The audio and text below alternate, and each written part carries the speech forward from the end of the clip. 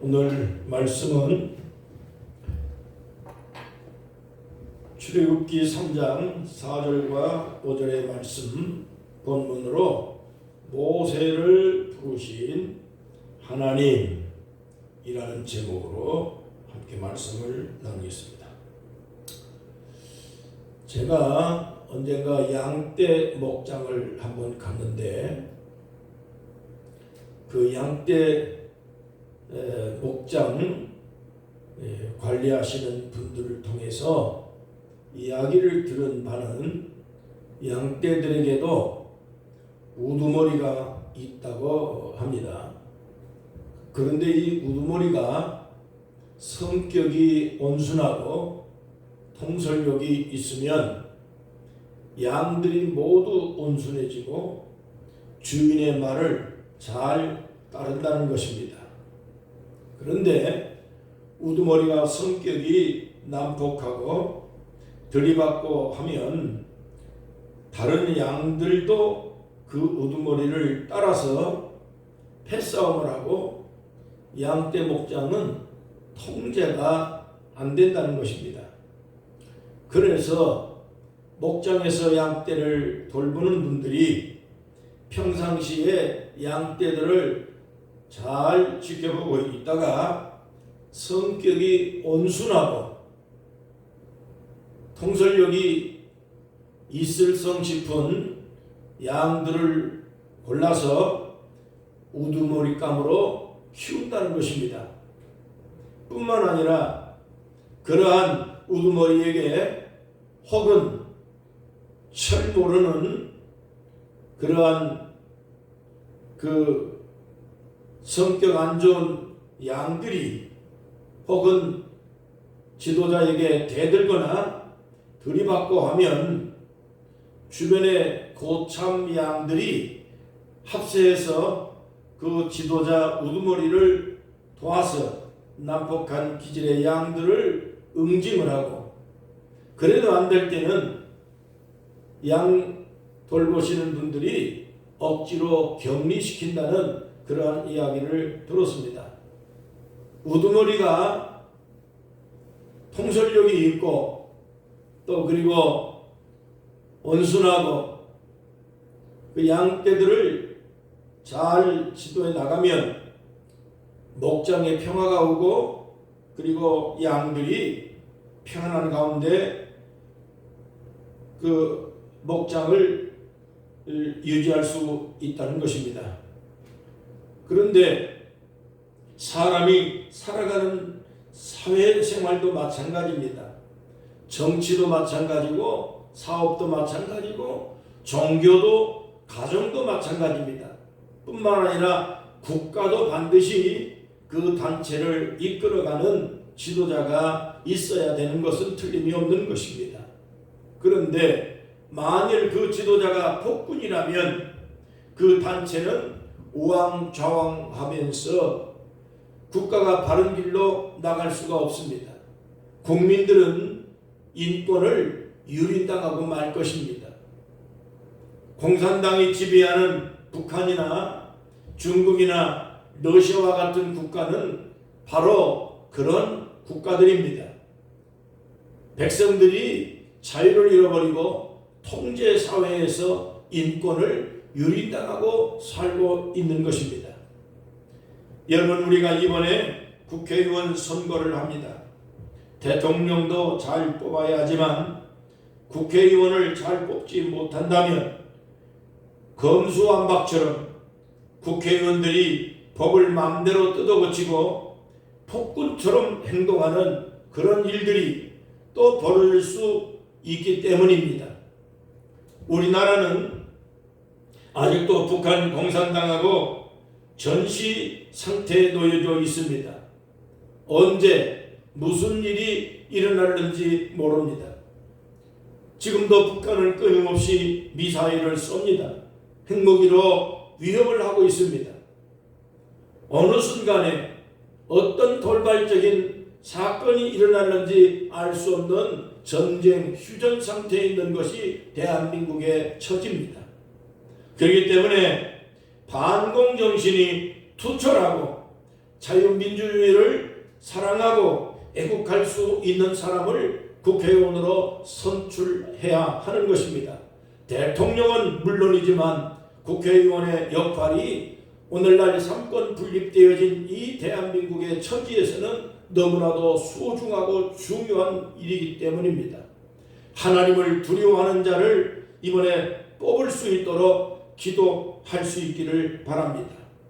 훌륭한 지도자가 대한민국을 지도해 나가면 어떤 단체든 어떤 가정이든 간에 지도자의 역할에 따라서 평안을 유지할 수 있고 인격과 그리고 자유를 보장받을 수 있기 때문인 것이죠. 오늘 우리가 읽어드린 본문의 말씀 속에 보면 모세와 같은 훌륭한 지도자가 이 땅에 등장되었으면 하는 간절한 바람으로 오늘 이 말씀을 읽게 되었습니다. 모세는 하나님의 부르심을 받을 때 대단히 온유한 사람이었다고 성경은 그렇게 설명하고 있습니다. 모세는 출애굽기 2장 1절부터 2절까지 말씀해 보면 레위 족속 중 한 사람이 가서 레위 여자에게 장가 들었는데 그 여자가 잉태하여 아들을 낳았어요. 그리고 그 아들이 준수하여서 그를 석 달을 숨겼다라고 기록하고 있습니다. 말하자면 모세는 출신이 경건한 가정 출신이었다 하는 것입니다. 옛말에 개천에서 용난다는 말이 있습니다. 그러나 그래도 지도자가 되려면 출신 성분이 좋아야 합니다. 성장 배경이 좋아야 하는 것은 틀림이 없습니다. 천성이 난폭하고 난잡하고 탐욕스러운 과거를 가진 사람이 지도자가 되어진다면 나라가 어떻게 되겠습니까? 그런 인물들이 국회의원이 되어졌을 때 그 지역의 대표성을 가질 수 있겠습니까? 대통령은 뿐만 아니라 한 국가를 지도하는 지도자들의 출신 성분은 대단히 중요한 겁니다. 민수기 12장 3절에 보면 모세는 온유함이 지면의 모든 사람보다 더하더라고 기록하고 있습니다. 마태복음 5장 5절에 보면 예수님이 말씀했습니다. 온유한 자는 복이 있나니 그들이 땅을 기업으로 받을 것이라고 말했습니다. 온유라는 말은 헬라어로 프라우스라고 말합니다. 히브리어는 아나브라고 얘기를 하는데 이 아나브를 헬라어로 번역한 말이 프라우스입니다. 이 프라우스라는 단어는 포용력이 있다라고 하는 말의 뜻입니다. 좌나 우나 어느 한쪽에 치우쳐서 상대방을 적군처럼 여기고 원수처럼 여긴다면 어떻게 그런 사람이 좋은 지도자가 될 수 있겠습니까? 여러분, 그래서 우리나라가 이렇게 갈기갈기 찢어지고 싸우고 있는 것 아니겠습니까? 안 그랬으면 대한민국은 벌써 세계 우등 국가가 되고도 남았을 것입니다. 세계의 모든 IT나 그리고 모든 그런 전자제품이나 그리고 사람들이 만들어내는 여러 가지 많은 공산품 그리고 농작물 그리고 사람들이 개인적으로 기술적인 능력 이러한 모든 것들을 세계적인 1등을 하는 이러한 추세에 놓여 있습니다. 대한민국이 1등 할 수 있는 물품들이 수두룩하게 많습니다. 그럼에도 불구하고 대한민국이 세계의 선진국가의 대열로 들어가지 못하는 이유는 정치가 여러분 세계에서 가장 후진 국가에 처해져 있다라고 하는 것은 정말로 아이러니한 일이 아닐 수가 없는 것입니다.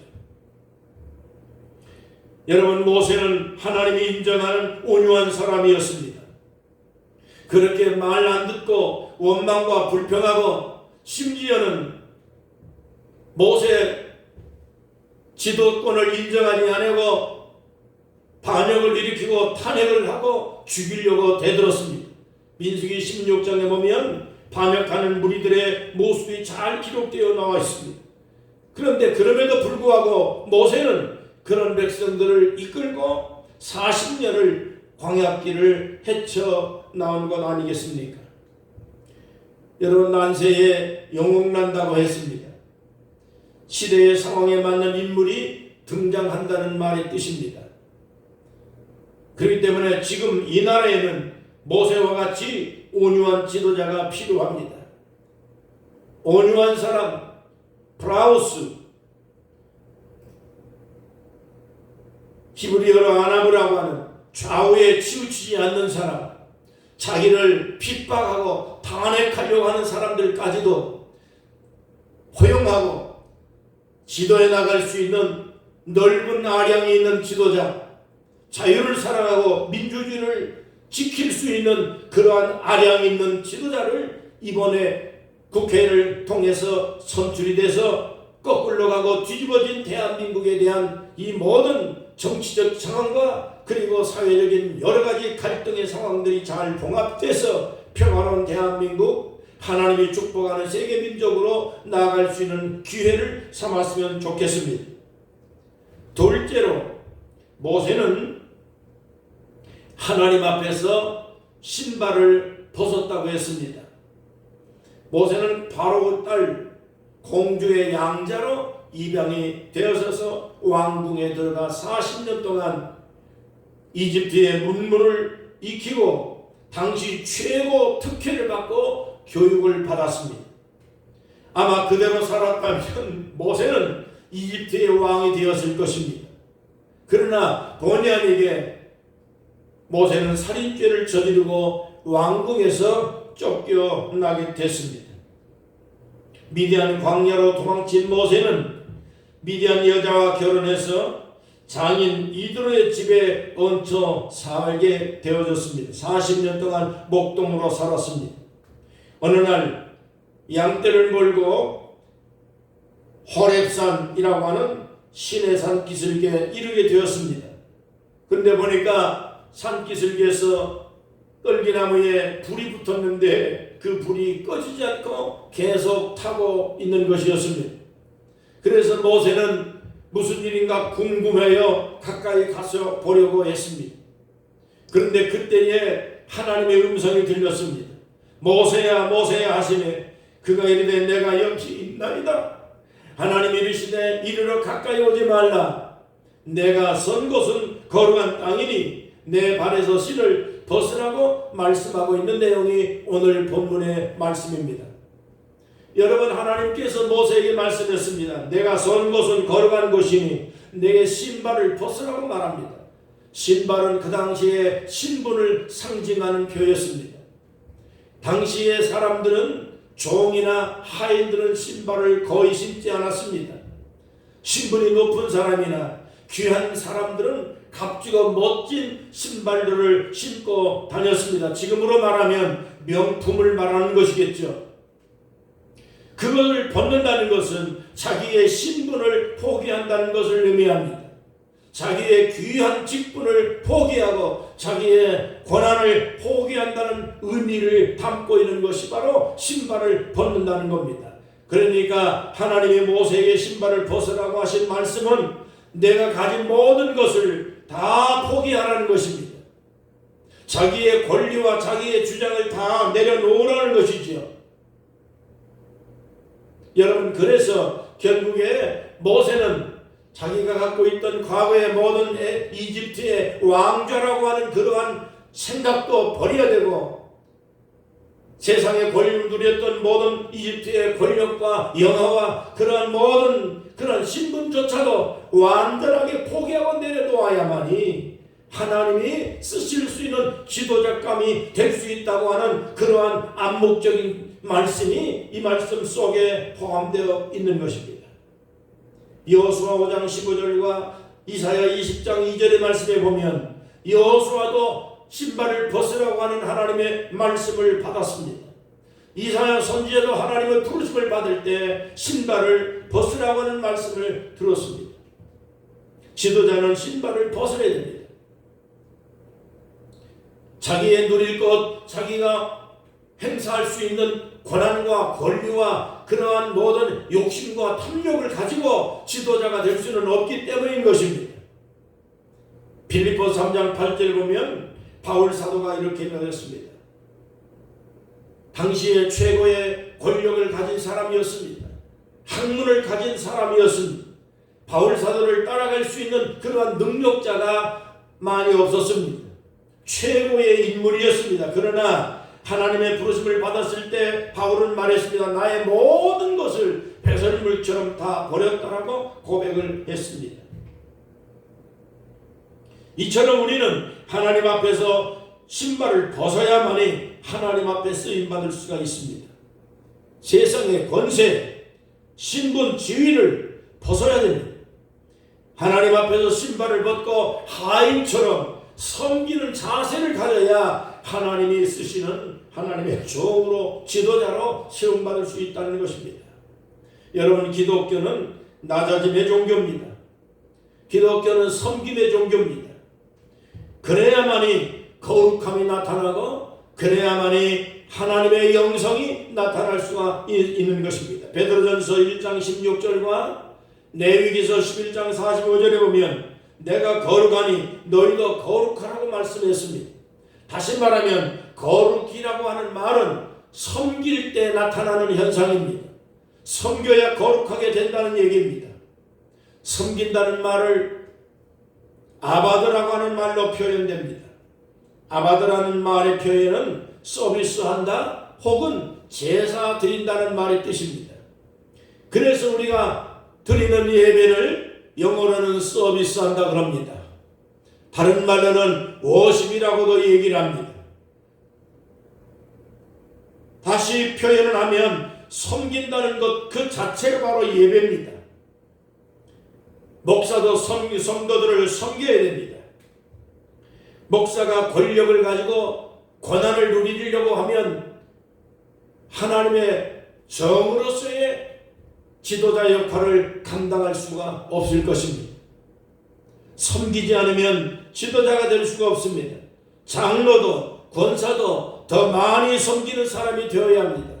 그래야만이 대접을 받습니다. 그래야 훌륭한 하나님의 종으로서의 인정을 받는 것입니다.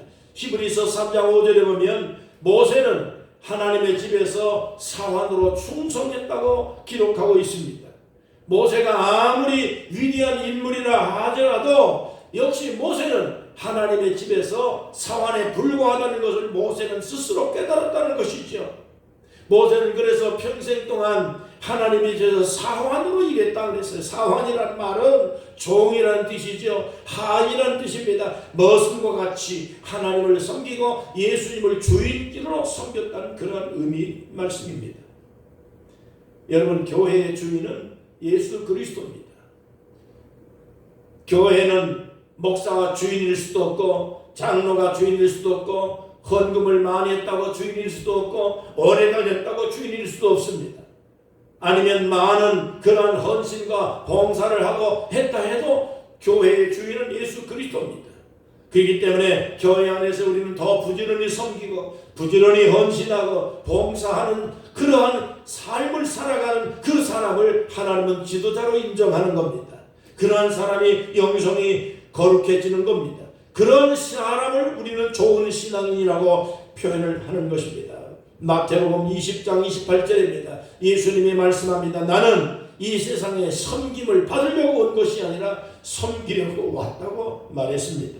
여러분, 교회는 낮아지고 섬겨야 대접받는 것입니다. 섬겨야만이 신앙이 좋아질 수 있습니다.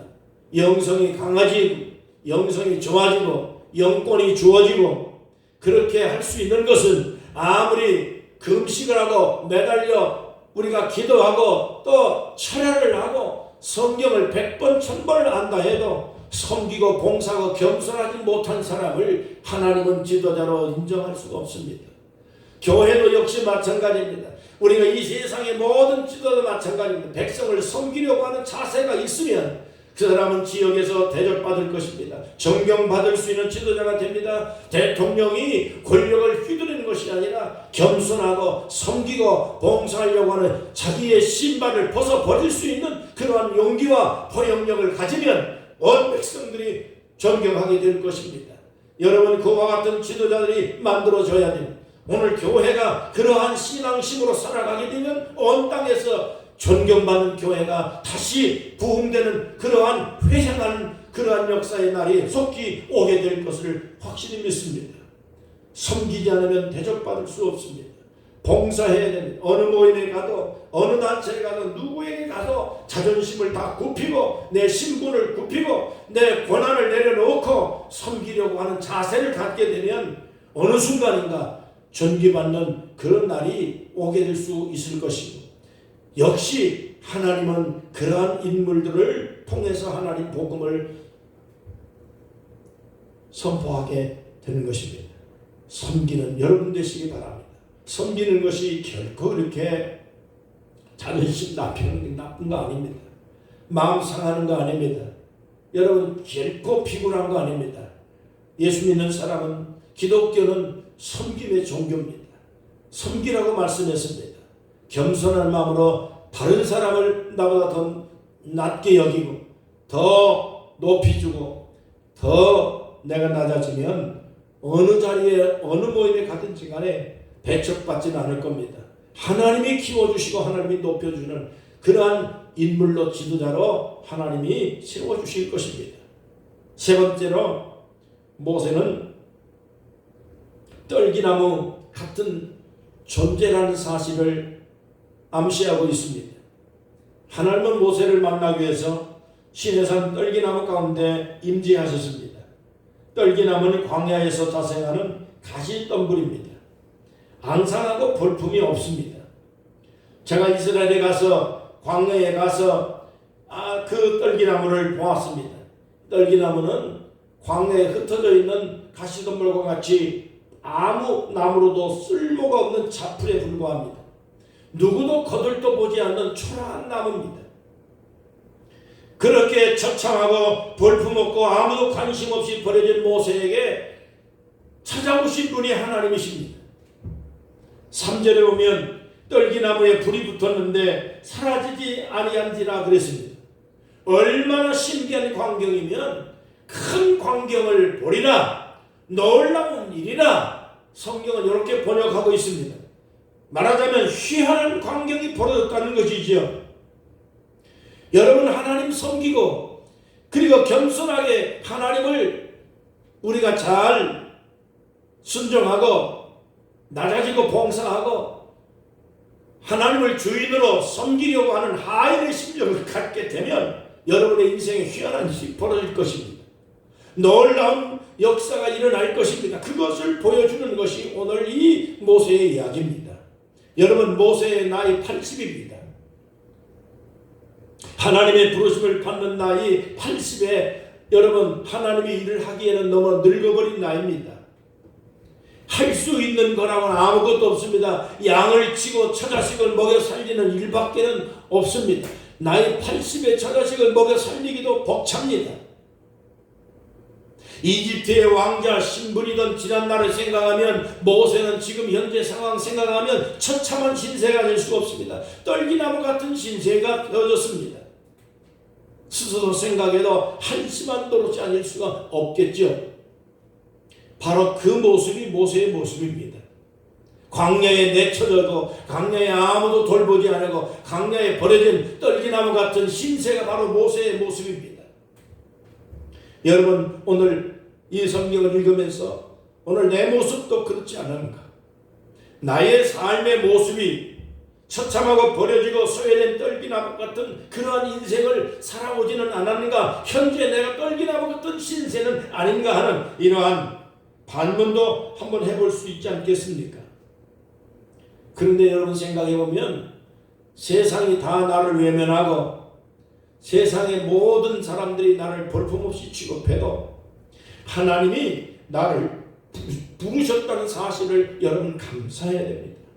지금 이렇게 우리가 살고 있지 않습니까? 목사로, 권사로, 장로로, 기독교인으로서 하나님의 자녀로서 이르는 이 세상에서 물들지 아니하고 이 세상과 구별되어 성도의 삶을 살아가고 있는 것이 참으로 희한한 일이 아니겠습니까?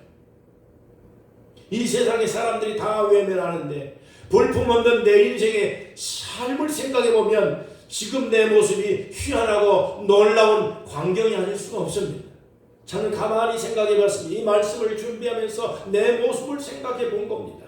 참으로 희한한 역사가 내 인생에 지금 일어난 겁니다. 여러분, 우리는 모두 떨기나무 같은 존재입니다. 그럼에도 하나님의 임재와 역사를 경험할 수 있다는 것을 믿으시길 바랍니다. 하나님은 이런 보잘것없는 우리를 쓰시고 계시지 않습니까? 모세처럼 온유하고 겸손하고 세상에 그렇게 존귀영광 다 내려놓고 주님을 섬기면 반드시 주님이 우리를 높여주는 날이 올 겁니다. 모세 여러분 한번 생각해 보시기 바랍니다. 모세가 전부 다 내려놓으니까 하나님이 모세를 누구도 감당할 수 없는 사람으로 높여주시고 축복해 주셨습니다. 이집트의 바로왕도 모세 앞에서 쩔쩔 맸습니다. 이스라엘 백성들 200만 넘는 그러한 백성들을 이끌고 나가서 지도자로서의 손색이 없도록 하나님께서 모세에게 권능의 지팡이를 들려주었습니다. 모세를 위대한 지도자로 하나님께서 책임져 주셨습니다. 높여 주셨습니다. 축복하셨습니다. 떨기나무처럼 볼품없던 모세가 이렇게 대단한 인물이 된 겁니다. 여러분, 이집트에서 쫓겨나고 버려지고 볼품없던 모세가 바로를 이기고 출세를 하게 된 겁니다. 희한한 일이 벌어진 거죠.